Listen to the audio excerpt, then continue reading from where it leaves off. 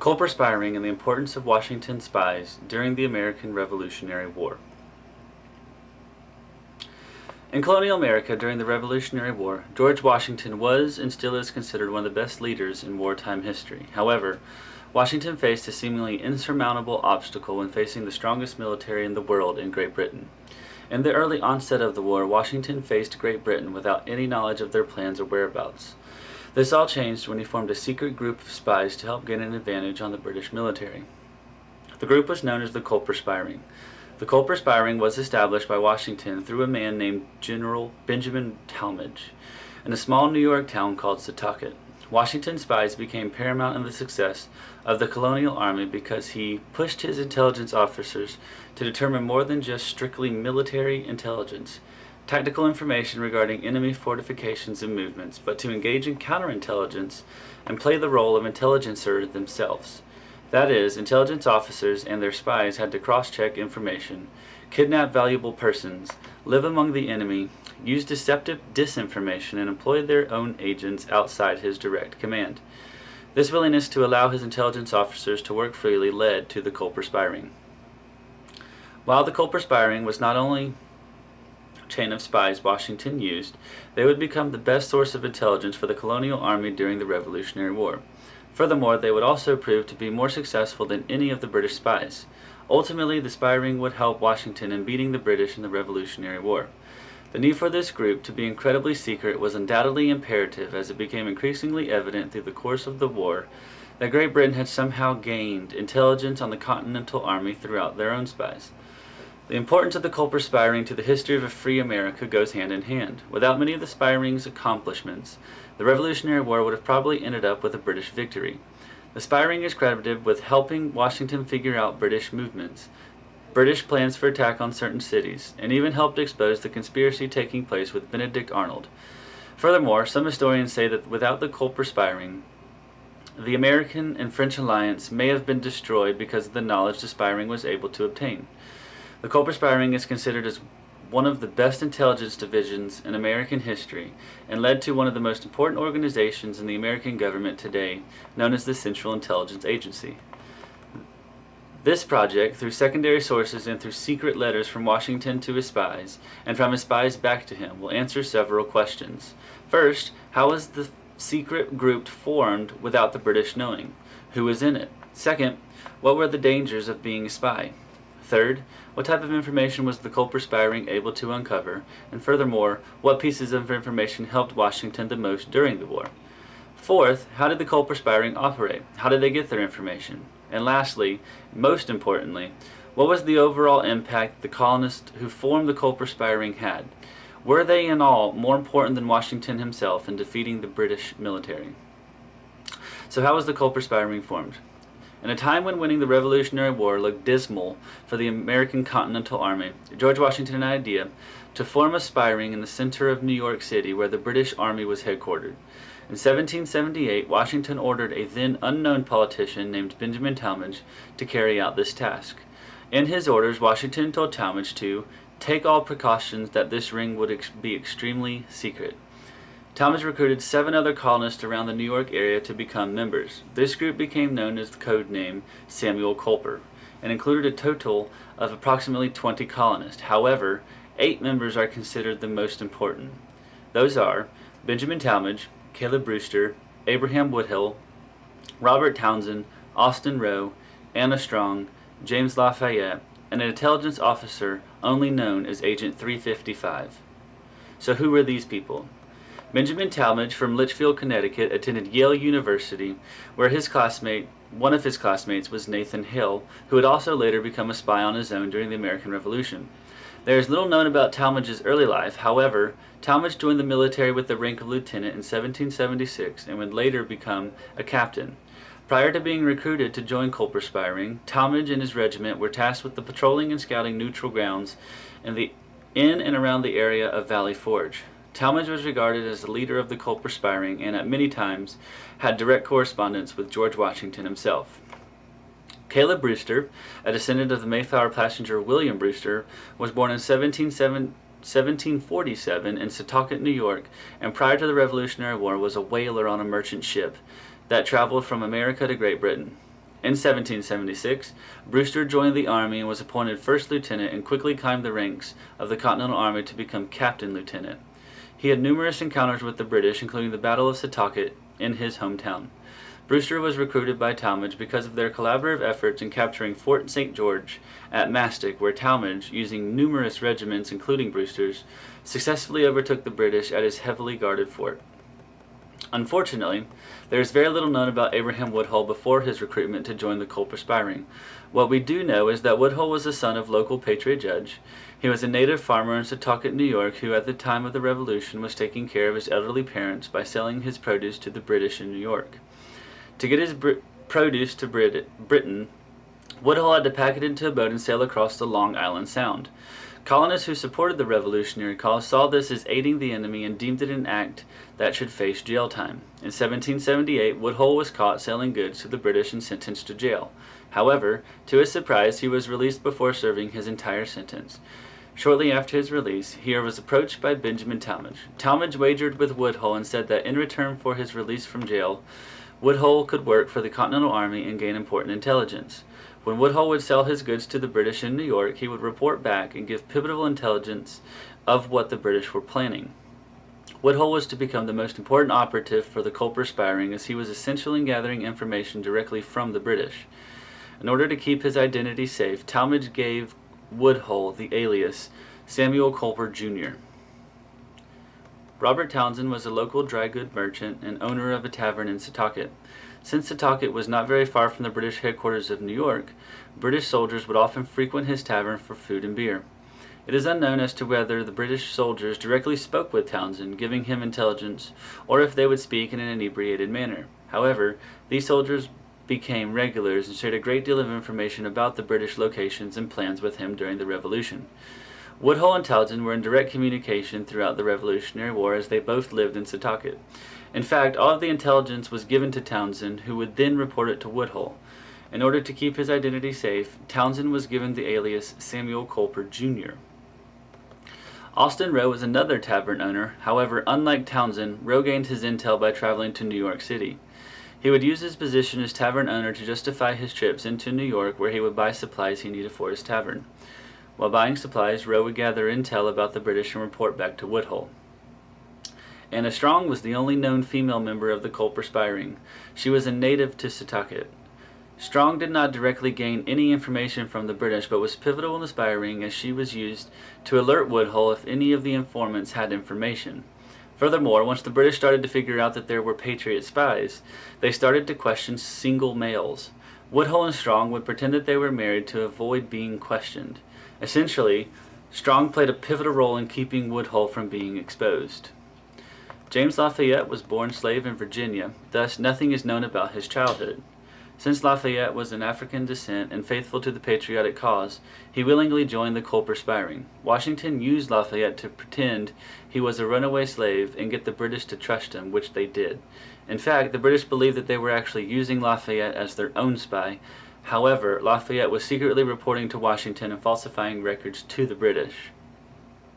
Lastly, very little is known about Agent 355. However, in an article written by the National Women's History Museum, 355 is given the utmost respect, saying she is, quote, the hidden daughter of the American Revolution. 355 was probably part of the prominent Tory family, which would have allowed her unrestricted access to British political and military leaders in New York. She reported directly to Robert Townsend, who then shared the information with Woodhull, who would report to Talmadge, eventually making its way to George Washington. 355 is credited with exposing Benedict Arnold and facilitating the arrest of Major John Andre. The identity of 355 is still unknown today, which many historians credit the overall success of secrecy of the CulperSpyRing. So what were the dangers of being a patriotic spy? Being a spy during the Revolutionary War was a dangerous occupation for both British spies and colonial spies. This is evident in the story of Nathan Hale, another spy enlisted by General George Washington. After marching to New York and being defeated by the British on Long Island in 1776, Washington realized he needed a spy to infiltrate the British line to gain pivotal information. The only volunteer to come forward was Officer Nathan Hale. After being exposed, Hale was captured during a mission, interrogated, beaten, and tortured for information, and he was eventually hung by the British. If found guilty of being a spy for the enemy, it is safe to assume that this was the outcome for all spies during the American Revolutionary War. So how did they gain information? As previously mentioned, and with the threat of potential torture and hanging, it is imperative that the intelligence gained by each of the correspondents was obtained and transported to Washington in absolute secrecy. To achieve absolute secrecy, the CulperSpyRing developed an elaborate scheme to transmit information. This scheme worked in phases and would never allow the information to stay still for longer than 24 hours. Furthermore, the British information obtained would travel from one correspondent to the other, never being in the same hands for longer than 2 or 3 days. Robert Townsend started gathering intelligence through his merchant contracts with the British in New York, the headquarters of the British Army. Under the disguise of buying goods for his tavern in Setauket, Austin Rowe would pick up the intel from Townsend and take it to his tavern in Setauket. He would then add his own information and leave the intel buried in a box in an open field. This box would be retrieved by Woodhull, who would add his own intel and give the intel to Caleb Brewster. Brewster, being employed by a whaleboat captain, would transport the intel across the Long Island Sound to Benjamin Talmadge. Talmadge would add his own intel and then directly transport the information to Washington's headquarters. Initially, the intel was transmitted in ordinary ink, and if found, could be evidence against the spies of the British. Furthermore, if found by the enemies, this information could easily be used to expose the efforts in gathering, and it would be useless. As the CulperSpyRing developed and the need for secrecy was paramount, they developed safer and more effective ways to carry intel secretly. There were 2 ways in which the CulperSpyRing disguised their intel. First, the development of invisible ink and secret ink. The correspondents would write their intel in this ink that could only be read using a special reagent. This allowed information to be transmitted on blank paper or even between lines of letters in personal correspondence. Secondly, Talmadge created a short secret code in which all the correspondents wrote. Essentially, all letters and frequently used words were given a code or symbol that was written in a code book. Information would be written in this code, allowing only the correspondents in Washington to know exactly what it said. So how exactly did the CulperSpyRing aid in the rebellion? Washington and the colonial army during the Revolutionary War. What intelligence proved the most important? How could a band of 7 colonists turn the tide of the war against the most powerful military in that time? Initially, the CulperSpyRing's intelligence was strictly to, as Dr. Jennifer Wilcox explains, provide information concerning the number of British troops, ships, and provisions in New York City, as well as the general spirits of the regulars and Tories. Essentially, the Ring provided intel on the whereabouts and number of soldiers the British had at certain places during the Revolutionary War. While this helped in the short run, the SpyRing's effectiveness did not prove itself useful until ousting and exposing the intentions of General Benedict Arnold and the British intelligence operations of Major John Andre. The story of exposing General Benedict Arnold starts in July of 1780, a few days before the French army was to arrive in America to assist the colonial army. At the time, Benedict Arnold, employed by General Washington, was appointed to lead his colonial regiment at West Point and the surrounding areas. However, unbeknownst to Washington, Arnold was supplying the British with essential intelligence that they would need to strike France before they would be able to land. In a letter written from British General Henry Clinton to his military superiors, Clinton wrote, quote, "Immediately upon my arrival from the southward I received from such authority as I should have risked an action upon, that the French fleet of 6,000 were expected at Rhode Island." With this information from Arnold, Clinton planned to attack the French at Rhode Island so that the French could not move on land. At the same time, with the French military on its way, General Washington wanted to make sure of a safe arrival and asked his spies to find information about the British Army's whereabouts and plans. Upon hearing that Washington needed intel, Robert Townsend gathered intelligence on Clinton's forces heading out of New York toward Rhode Island to attack the military and sent the information back to Woodhull. Woodhull then wrote a letter stating in earnest that, quote, "The enclosed requires your immediate departure this day. By all means let not an hour pass, for this day must not be lost. You have news of the greatest consequence, perhaps, that ever happened to your country." In the enclosed intelligence, Woodhull and Townsend informed Washington and Talmadge of the British plans to intercept the French military in Rhode Island. This information proved critical, as Washington is able to divert Clinton's forces away from Rhode Island to allow the French to land in America. The French landed on July 12, 1780. in response to the ability of the American forces to divert Clinton's attention and allow for the French to land, Arnold devised a plan to turn over his West Point command to the British. West Point was valuable because of its strategic position on the Hudson River. The side that controlled West Point would be able to control navigation of the Hudson River. Furthermore, if Britain was to acquire West Point, they would be able to split the American forces and the French forces, causing each to be much easier defeated. In a letter from Arnold to Clinton, Arnold offered, quote, £1,000 sterling, I think, will be a cheap purchase for an object of such importance, and, in return, Sir Henry of Britain shall possess himself of West Point. A man by the name of John Andre met with Arnold to negotiate the terms of the British capture of West Point. Arnold gave him the letters from the plan to capture West Point and sent Andre back to Clinton. Andre was intercepted by American patrol and was brought in for questioning, where the American soldiers found the plan for West Point. The papers were sent to General Washington, and Benedict Arnold was exposed for being a traitor to the Continental Army. Thanks to the CulperSpyRing, now the name Benedict Arnold is forever associated with trade and treason. So what was the impact of the CulperSpyRing on American history? The overall impact that the CulperSpyRing had on American history could be one of the most overlooked events of not only the American Revolution, but also all of American history. General George Washington is credited with being the military mind behind defeating, at the time, was the world's strongest army. However, it could be argued that the CulperSpyRing was the most important group of people throughout the Revolutionary War. Without the intel that the ring provided, General Washington would not have been able to formulate plans to combat the military British. Furthermore, it is highly unlikely that the Continental Army would have been so successful without the CulperSpyRing. Perhaps most importantly, the ability of the CulperSpyRing to expose the plans of the British to attack the French military directly led to the ousting of Benedict Arnold as a traitor. If these events had failed to happen, it is likely that the strategic military position of West Point would have been given to the British, which could have drastically changed the outcome of the Revolutionary War. The Central Intelligence Agency explains, quote, George Washington's role as the first American intelligence chief has received far less attention than his numerous exploits as a military and political leader. Yet, without his skillful management of the American intelligence activities, the course of the Revolutionary War could have been quite different. Thus, the CulperSpyRing had significant influence on not only the outcome of the war, but also the course of American history. It is undoubted that the CulperSpyRing was imperative to the gathering of intelligence for George Washington.